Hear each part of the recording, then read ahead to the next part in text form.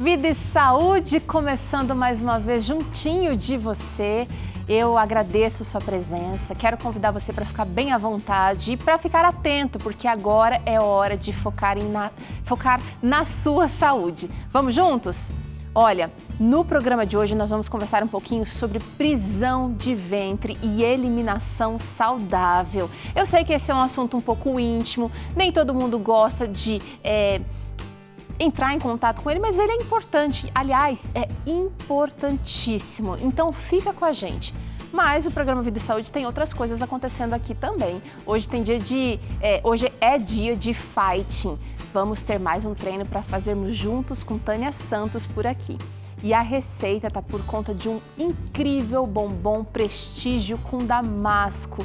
Gente, já dei uma experimentada e tá demais. Aguenta aí que já você acompanha essa receita, mais uma aqui do Vida e Saúde. Bora para a nossa meditação do dia? Olha, hoje, 27 de abril, vou pegar aqui o texto da meditação Tim. Adoro! Essa meditação hoje está trazendo o texto de Eclesiastes 12, verso 1. Lembre-se do seu Criador nos dias da sua mocidade. Tanta coisa concorre pela nossa atenção, não é?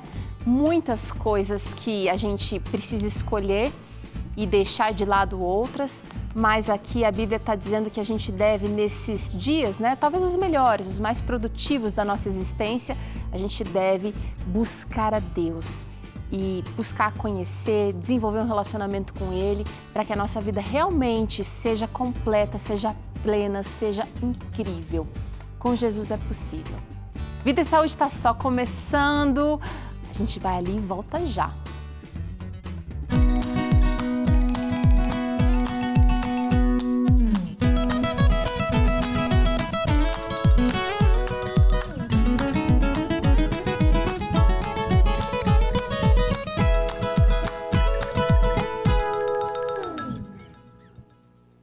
Muito bem, vamos ao assunto de hoje. Vamos falar aqui sobre prisão de ventre e eliminação saudável.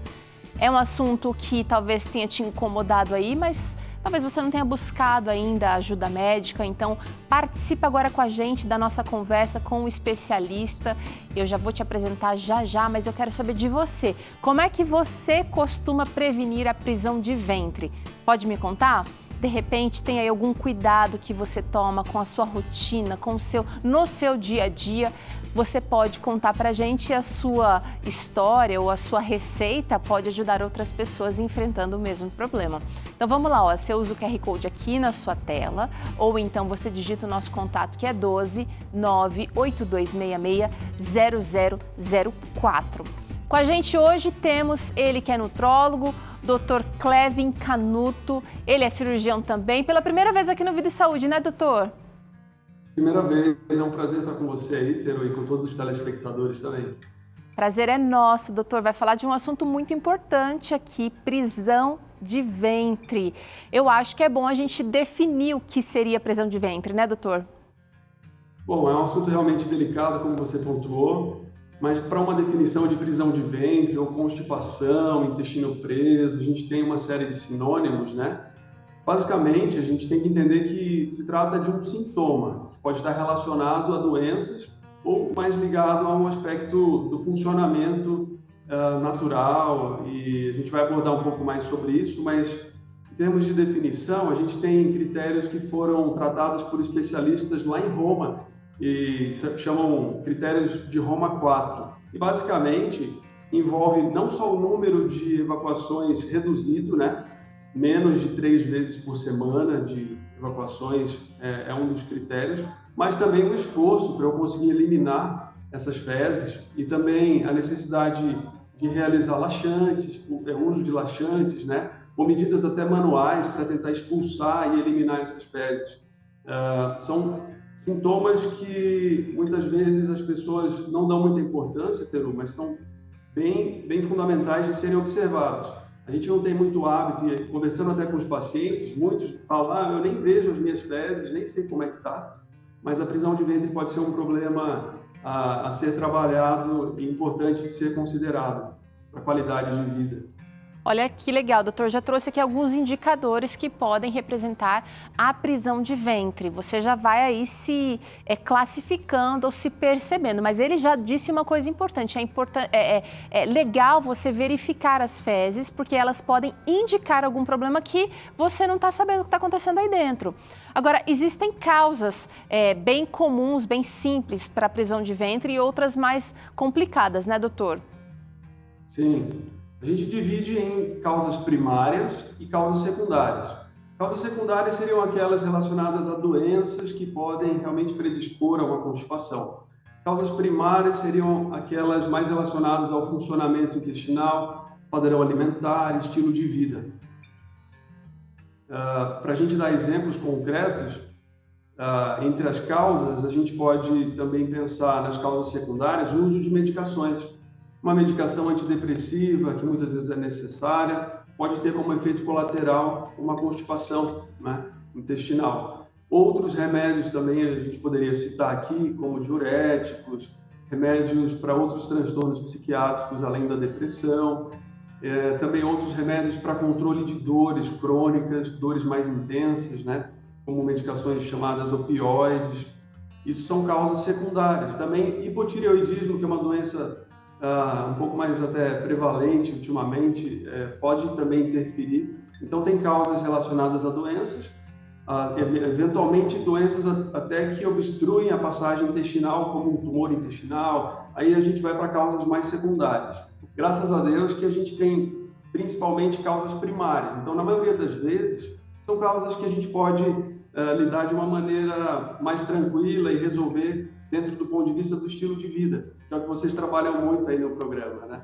É verdade, doutor. E agora eu estou pensando aqui em algumas pessoas que às vezes contam pra gente que comem muito bem, comem muita granola, pão integral, comem fibras, que a gente já viu aqui ao longo desse mês, que ajudam no bom funcionamento do intestino, mas mesmo assim reclamam que o intestino não funciona direito. Quando vai sair, sente dor ou não vai ao banheiro com a frequência recomendada, não é?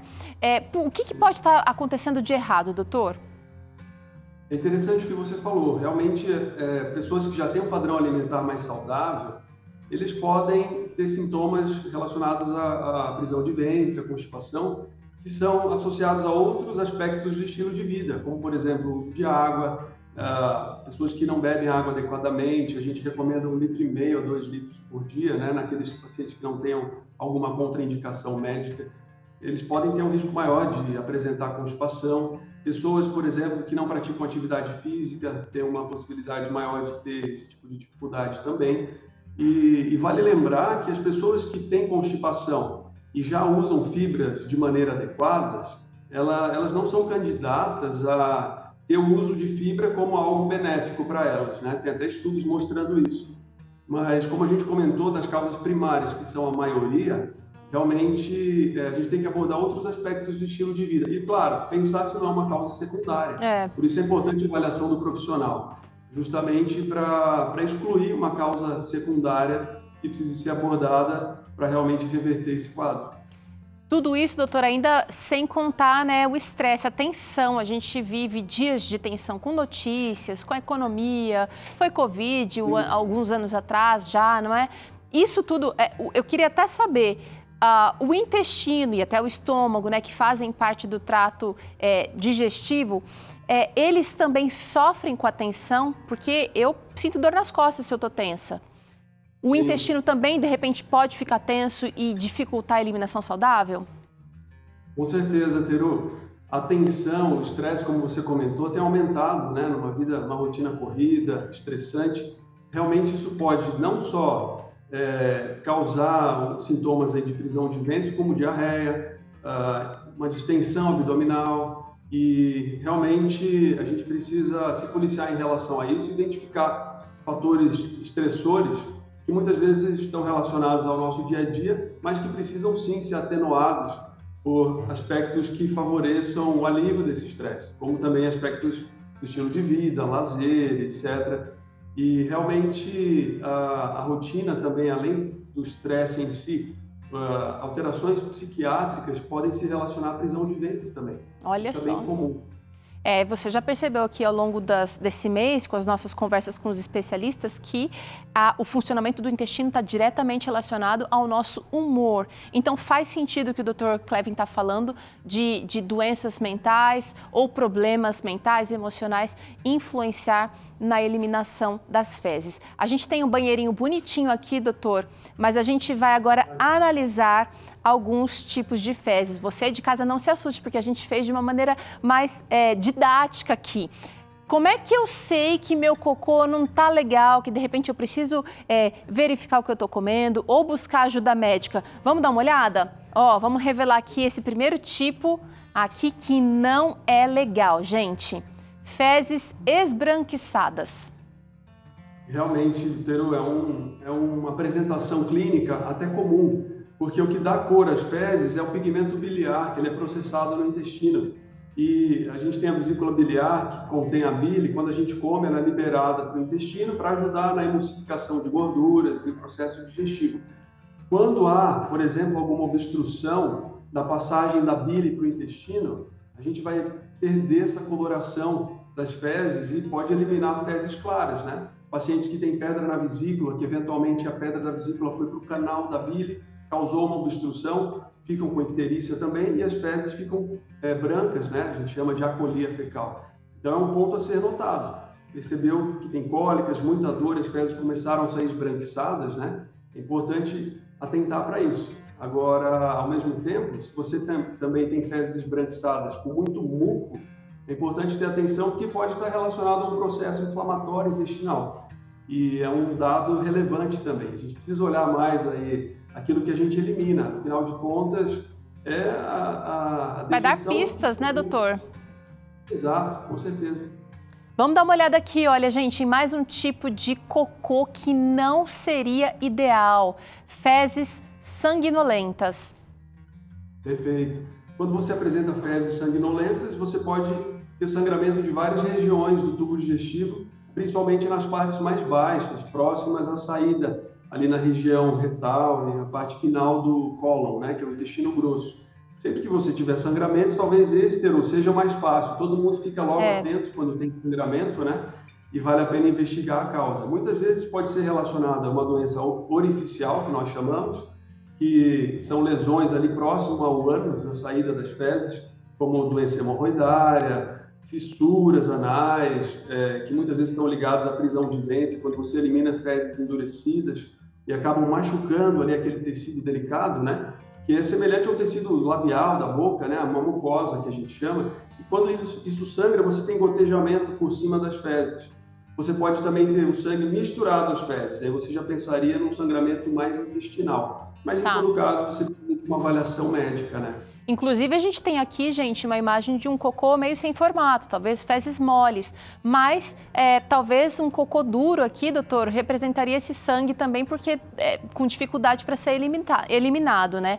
A gente vai falar mais um pouquinho sobre esse tipo de fezes aqui, olha, fezes secas. Tem até formato de bolinha aqui, parecendo um cocô de cabritinho. Exato. Esse é um dos critérios aí de prisão de ventre, né? E realmente ele vem por uma série de fatores que podem ser primários ou secundários, como nós comentamos. E quando você elimina essas fezes mais ressecadas, você acaba tendo que fazer um esforço maior em geral, é mais passível de ter lesões e dor. E mesmo que você não tenha dor, mas elimine esse tipo de fezes, é um padrão de evacuação que não é o mais fisiológico. Então vale a pena atentar para isso e procurar pôr em prática medidas que nós temos comentado aqui, que são até bem conhecidas, né? Relacionadas ao padrão de um estilo de vida saudável. E agora essa daqui, Dr. Clevin, olha, esse tipo aqui, que também não é uma eliminação saudável, fezes finas, cocô muito fininho. Bom, quando a gente percebe fezes eliminadas dessa maneira, pode haver uma dificuldade da passagem das fezes, talvez uma obstrução na região final do intestino, do tubo digestivo, pode estar relacionada eventualmente a um tumor, né? Mas também não quero assustar ninguém que perceba fezes um pouco mais finas e já pense que seja um tumor. Não, pode estar relacionado, mas não que seja exatamente isso. Então, é importante observar. As fezes devem ser mais formadas, devem ser macias, né? E pastosas, né? Então, quando elas são finas, em fita, demanda uma avaliação para excluir causas mais graves, sabe? Causas secundárias, né? A gente está tratando aqui, gente, o doutor, claro que ele não vai ter condições de falar todos os casos possíveis aqui, ele está falando dos principais, mas se algo está persistindo aí, você precisa procurar ajuda médica. Vamos seguir em frente aqui, doutor, com essa outra, com esse outro retrato falado aqui de que o cocô não vai bem. Fezes pastosas e escuras e negras. Perfeitamente. Chamamos ela em medicina de melena. A característica dela é ter um odor bem mais forte e pode estar relacionado a um sangramento intestinal, ou melhor, um sangramento digestivo, porém do trato digestivo mais alto. Desde o esôfago até ali a região do estômago, por exemplo, por uma úlcera, por uma varize de esôfago. E geralmente esse sangramento ele chega lá embaixo na parte final do intestino para ser eliminado, já digerido. Por isso, em vez de ficar vermelho, ele fica escuro, já sofreu o processo de digestão. Geralmente tem um odor bem mais intenso, né, mais característico, né? E comumente é usado de fazer um teste aí que pode auxiliar se é sangue, se não é, porque às vezes a gente come coisas que são mais escuras, né? Um açaí, por exemplo, beterraba, etc, né? Inclusive, então, isso precisa ser... Acho que isso precisa ser observado por mais de um dia, né, doutor? Porque não é só uma eliminação que a gente já vai ficar preocupado. Isso aqui costuma ter um hábito, né? Exato, vários dias associados a uma anemia, eventualmente, né? Sinais de que você está tendo sangramento, um cansaço, aos pequenos esforços e assim por diante. Uma dor, etc. Você precisa realmente ter uma atenção e ver um padrão, né? Alterou um pouquinho, mas eu tive uma alimentação um pouco diferente, etc. E já volta ao normal, tudo certo. Só seguir em frente acompanhando, né? Gente, lembrando que, olha, tudo isso aqui que o doutor está trazendo para a gente, ensinando a gente a analisar o nosso cocô, pode indicar, de repente, uma má absorção de nutrientes, pode indicar que algo não está legal. Ele falou aqui do fígado, né, da bile, de repente, ou de um sangramento em outra parte do sistema digestivo. Então, são sintomas, são dicas, são pistas que o seu corpo está dando de que você precisa de ajuda. Esse outro tipo aqui, doutor, fezes espumosas, não é igual às fezes esbranquiçadas, mas pode ser confundido. Pode ser. A diferença deles... Principalmente porque essas fezes, elas têm a presença de gordura. E nesse caso, você tem fezes mais leves, elas flutuam, ficam mais em cima da água, realmente boiando. Você vê às vezes a espuma ali flutuando na água. Isso diz respeito a uma eliminação de gordura, que pode ser, como você bem disse, Peru, uma má digestão da gordura. Eventualmente, doença pancreática, você não produz o suco digestivo pancreático, e aí você não consegue lidar com isso. Ou alguma alteração biliar, eventualmente, ou mesmo até uma alimentação rica em gordura, e aí você faz uma eliminação mais rica em gorduras que pode se apresentar desse aspecto. É importante acompanhar o padrão. Né? Se isso está recorrente, geralmente ele é associado à diarreia também, porque acaba puxando junto líquido e a evacuação ela sai mais amolecida também. Vamos ter essa atenção também. Doutor, nós temos um público infantil que acompanha aqui o Vida e Saúde, faz exercício com a gente, posta receita e com certeza está acompanhando isso aqui também e vai passar a observar o seu cocô de maneira mais ativa, ajudando o pai e a mãe a cuidarem da sua saúde. Eu quero saber se uma pessoa que está nos assistindo agora e percebeu, se identificou aqui, que de repente algo não está bem, mas ela precisa de outros sintomas para ajudar ela a levar para o médico. Que outros sintomas poderiam, de repente, indicar problemas de prisão de ventre ou de uma eliminação não saudável? Olha, por exemplo, a redução na frequência das evacuações. Eu sempre evacuei uma vez ao dia, 2 vezes ao dia, e agora preciso de 2, 3 dias para evacuar, começou a prender um pouquinho mais. Eu tenho dores agora, uma distensão abdominal com gases, eu tenho que sempre usar medicações para aliviar esses sintomas. Eu, ao mesmo tempo, tenho junto disso dor abdominal importante, em cólica, tenho que fazer esforço mais intenso, eventualmente sinto dor na região anal quando expulso as fezes, depois até passa, mas tenho muita dor na hora de evacuar. Tem que ter atenção quanto a tudo isso. Um gotejamento, sangramento, todos esses aspectos que falamos, e junto disso A gente considera também os sintomas que aí a gente vai mais para as doenças como síndrome do intestino irritável, que tem a ver com cansaço, indisposição, perda de ânimo para realizar as atividades. Isso pode estar relacionado também a problemas gastrointestinais. Isso é cada dia mais frequente, né? Legal, então. Esses sintomas são relevantes. Não, é legal, porque às vezes a gente olha para uma coisa e fica sem rumo, doutor. Mas aí se eu tenho um sintoma e associo com uma outra coisa que eu estou sentindo, eu estou sentindo dor de cabeça, ou então eu estou sentindo essa distensão, minha digestão parece que não faz. Aí a gente leva esses sintomas mais assim, claros para o médico que vai atender a gente. É bem importante isso. Chegou uma interação que eu quero trazer na nossa tela, doutor. Algumas perguntas chegaram aqui, mas eu acho que o senhor acabou respondendo todas elas. A Marcinha está comentando, olha, para evitar a prisão de ventre, beba a água necessária e o melhor que faço, isso não é por obrigação, e sim por prazer. Eu adoro esse líquido precioso. Marcinha? Estimulando o uso da água, né? Importante. Mandou bem, Márcia. E aí, sim, vamos beber água. Vem cá, vamos beber água.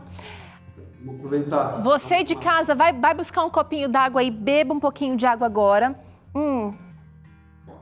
Olha, até aprontei aqui. Doutor, é o seguinte... de beber água 2 horas após a alimentação, mas antes de comer a gente pode tomar uns 2 copos de água meia hora, tá, sem problema nenhum. Até para chegar mais hidratado e não dar aquela vontade de tomar muito suco, beber muito líquido junto com a comida, né? É verdade. Sempre dou essa dica para os pacientes, tomar um pouco de água antes de se alimentar. Doutor, eu acho que para finalizar, a gente precisa entender o que fazer quando a gente encontrar esse tipo de coisa aqui ou qualquer outro tipo de fezes que não sejam, de repente, as como o senhor descreveu aqui, que seriam legais. A gente pode, de repente, começar a beber mais água ou então comer mais batata para ajudar a endurecer fezes moles, ou a gente deve procurar ajuda? Qual é a recomendação? Peru, só complementando um dado importante, que são os sintomas de alerta que a gente chama, para investigar uma causa de prisão de ventre que seja orgânica, né? Perda de peso não intencional, isso é muito importante. A questão do sangramento, que nós mostramos aí nas imagens, né? A questão de uma tumoração abdominal, eventualmente. A questão também de uma icterícia, que é aquele amarelado dos olhos, né? Quando você... olha o branco dos olhos, ele fica mais amarelo, tem que ter muita atenção em causas secundárias. E quando você também precisa correr para o banheiro para eliminar as fezes, ou mesmo quando você perde fezes sem perceber, tá? Agora, para melhorar tem muita coisa a se fazer, principalmente porque a maioria das vezes é uma alteração funcional, ou seja, não tem uma doença de base atrapalhando todo esse funcionamento, né? A gente então precisa melhorar o nosso estilo de vida. A alimentação é algo muito importante, porque quando a gente só desembala, só usa coisas industrializadas, refinadas, a gente acaba tendo um risco maior de ter sintomas de prisão de ventre. Quando a gente usa mais alimentos de origem integral, a gente descasca mais, quando a gente usa mais cereais, quando a gente usa mesmo leguminosas, feijões, o arroz integral, pães integrais, se possível, granola, frutas em geral, que temos muitas fibras solúveis nas frutas. Isso é muito relevante do ponto de vista da alimentação, tá? Também podemos praticar atividade física, isso é bem importante para o funcionamento intestinal e saúde como um todo, né? Além da atividade física e da alimentação saudável, a gente percebe que o uso da água, como nós dissemos, é algo fundamental também. Em relação a sintomas que sejam de alarme, como nós comentamos, aí é importante a gente não tentar só melhorar algumas coisas, mas nesse processo de melhorar alguns hábitos de vida, a gente precisa também procurar uma avaliação do médico para realmente ter um parecer. Se isso é algo primário, se é algo secundário, especialmente, né? Porque a incidência de prisão de ventre em idosos é maior também, pode ser até algo relacionado a algo funcional, mas aumenta o risco de ser uma doença secundária. Tá? Legal. Vale a pena procurar um especialista, lembrando que o exame completo, uma boa anamnese, o exame físico, que inclui muitas vezes o toque retal, a gente não tem que ter preconceito quanto a isso, pode nos dar informações aí, falando do ponto de vista da avaliação do paciente, que ajudem a direcionar da melhor maneira para que ele tenha uma melhora nesses sintomas, tá? Eventualmente, a gente precisa fazer uma colonoscopia também, tá, Teru? Cada caso é um caso, aí é o médico que vai decidir junto com o paciente, né, doutor? Exatamente. Doutor, eu quero te agradecer pela participação aqui no Vida e Saúde hoje, que seja a primeira de muitas, viu?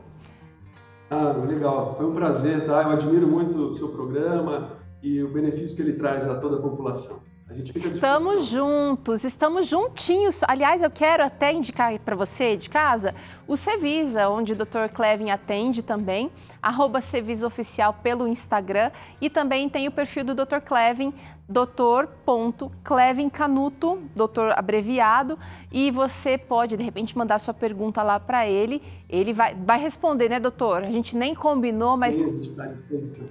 A gente começou há pouco tempo o Instagram, mas a gente é uma ponte aí para auxiliar também os pacientes e fornecer informações aí de qualidade para auxiliar na qualidade de vida. Tá certo. Obrigada e até a próxima, doutor. Obrigado. Tchau, tchau. Tchau, pessoal. Bora combater a prisão de ventre agora de um jeito bem prático, gostoso. Ela vem aqui logo depois do intervalo. Tânia Santos vai fazer aquele treino de fighting para você. Então já põe o tênis, já fica preparado, porque vai valer a pena. E ainda hoje você acompanha, gente, essa receita incrível de bombom prestígio com damasco. Tá demais, demais, demais. Eu quero muito que você aproveite essa receita. A gente volta já.